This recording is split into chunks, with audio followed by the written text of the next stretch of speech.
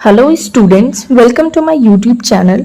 Last video में हमने फ्रुलेनिया के बारे में पढ़ लिया है। फ्रुलेनिया का क्लासिफिकेशन, उसकी कैरेक्टरिस्टिक्स, उसका इंटरनल स्ट्रक्चर, गैमेटोफिटिक जनरेशन और स्पोरोफिटिक जनरेशन, ये सारे टॉपिक्स जो है हमने एक एक करके लास्ट की वीडियोस में कवर किया है।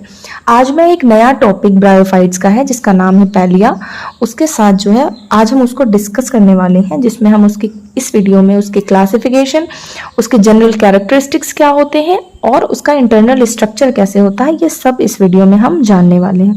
तो चलिए टाइम वेस्ट ना करते हुए हम वीडियो को स्टार्ट करते हैं। तो सबसे पहले क्लासिफिकेशन की बात करते हैं। पैलिया का क्लासिफिकेशन की अगर बात करें तो किंगडम उसका क्या है, प्लांटी किंगडम में आता है। डिवीजन उसका है मार्केंशियोफाइटा।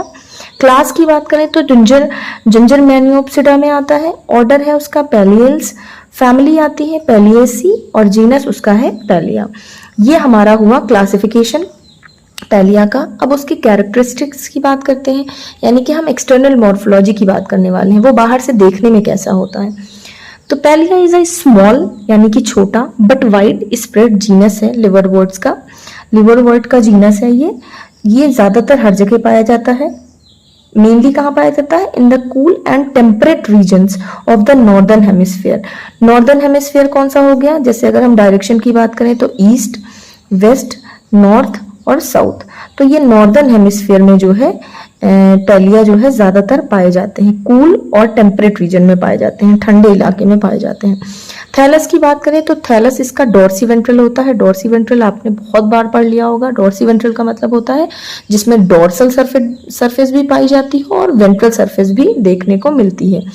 तो ये डॉर्सी वेंट्रल नेचर का थैलस होता है इसका। तो सबसे पहले हम डॉर्सल व्यू की बात करते हैं। डॉर्सल व्यू कैसा है इसका? It is pail green in colour. कैसा कलर है? पेल ग्रीन कलर का होता है। नैरो होता है, थिनर देन मार्केंशिया। मार्केंशिया से अगर कंपैरिजन करा जाए तो ये मार्केंशिया के कंपैरिजन में थोड़ा सा थिन होता है। इन द डॉर्सल सरफेस, यहाँ पे आप डायग्राम में देख सकते हैं, in the dorsal surface apical notch is present which is the growing point just like Marchantia. अगर डॉर्सल सरफेस की बात करें तो यहाँ पे एपिकल नॉच प्रेजेंट होती हैं, है ना, ये एपिकल नॉच प्रेजेंट होती हैं। तो ये एपिकल नॉच क्या होती हैं? ये ग्रोइंग पॉइंट्स होते हैं जैसे कि मार्केंशिया में पाया जाता है। Just below the apical notch involucre is present. अब ये इन्वोल्यूकर क्या होता है? एपिकल नॉच के जस्ट नीचे अगर देखा जाए तो इन्वोल्यूकर प्रेजेंट होता है, ठीक है। इन्वोल्यूकर क्या होता है? Inside the involucre archegonia are present. Involucre के नीचे क्या होते हैं? आर्चिगोनिया प्रेजेंट होते हैं। और आपको पता है कि आर्चिगोनिया क्या होते हैं? ये फीमेल सेक्स ऑर्गन्स होते हैं, जो कि क्या है, ये जो कैरेक्टरिस्टिक है इसका कि इन्वोल्यूकर के नीचे आर्चिगोनिया प्रेजेंट है। ये मार्केंशिया से पैलिया जो है डिफ्रेंशिएट है, मतलब कि ये चीज मार्केंशिया में आपको पाई नहीं जाएगी, देखने को नहीं मिलेगी। ये सिर्फ पैलिया में देखने को मिलेगी कि इन्वोल्यूकर के नीचे जो है क्या प्रेजेंट है? आर्चिगोनिया प्रेजेंट है। On both the sides of midrib, दोनों साइड, मिडरिब के दोनों साइड, ये जो मिडरिब है इसके दोनों साइड क्या होता है? 2-4 rows of spots are present which are antheridia. 2 से 4 रोज होती हैं, स्पॉट्स प्रेजेंट होते हैं जिनको, जो कि क्या होते हैं? वो एंथ्रीडिया होते हैं। और आपको पता है एंथ्रीडिया क्या होता है? एंथ्रीडिया मेल सेक्स ऑर्गन्स की बात कर रहे हैं यहाँ पे, मेल सेक्स ऑर्गन्स को एंथ्रीडिया कहते हैं। तो यहाँ पे डायग्राम थोड़ा सा देख लेते हैं कि डॉर्सल सरफेस कैसा होता है। डॉर्सल सरफेस यानी ऊपर की सतह की बात हो रही है। तो यहाँ पे ये आप देख सकते हैं पेल ग्रीन कलर का है। ये क्या है? इन्वोल्यूकर प्रेजेंट है।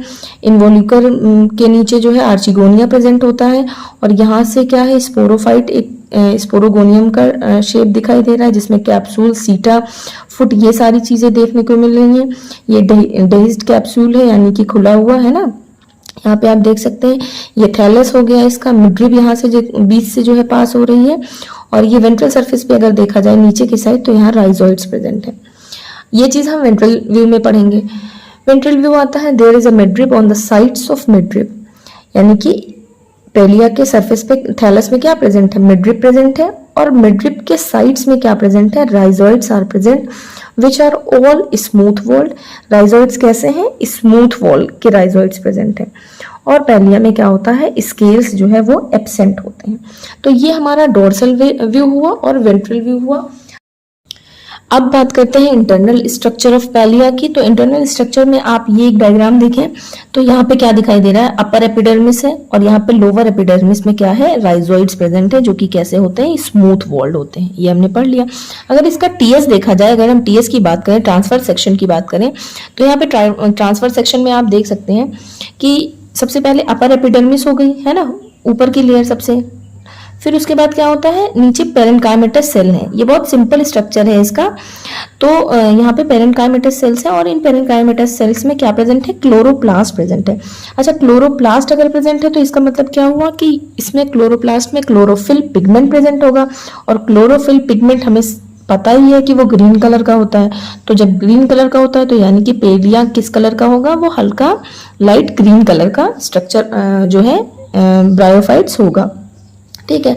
फिर उसके बाद बीच में ये थिक कुछ कुछ सेल हैं जो थिक हैं, है ना, तो उनको क्या कहा गया, उनको एंशिएंट कंडक्टिंग स्ट्रैंड्स कहा गया। अभी जब हम लाइन बाय लाइन पढ़ेंगे तब उसमें समझ में आएगा कि ये एंशिएंट कंडक्टिंग स्ट्रैंड्स क्या हैं।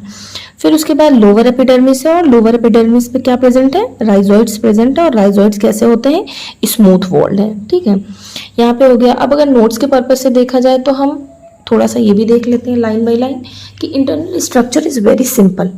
इंटरनल स्ट्रक्चर उसका पैलिया का कैसा है, वेरी सिंपल,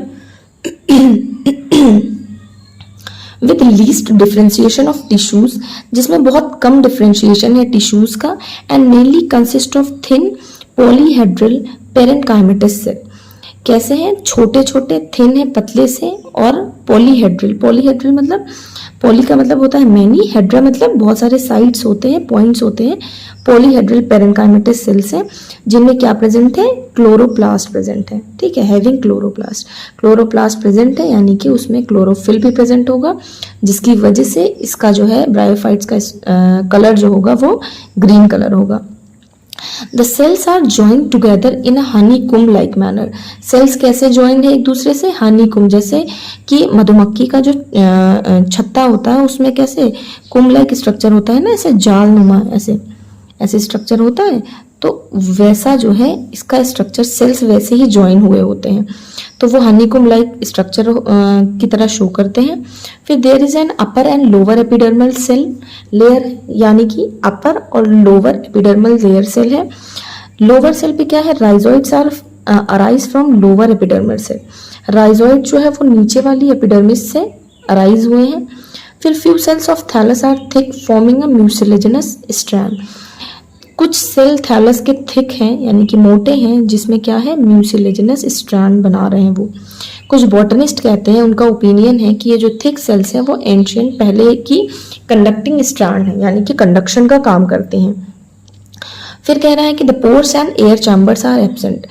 इस जो पैलिया का इंटरनल स्ट्रक्चर है उसमें पोर्स और एयर चैम्बर्स एब्सेंट होते हैं, यानी कि प्रेजेंट नहीं होते हैं, इसलिए इसको कहा गया है कि इंटरनल स्ट्रक्चर जो पैलिया का है वो बहुत ही सिंपल नेचर का है।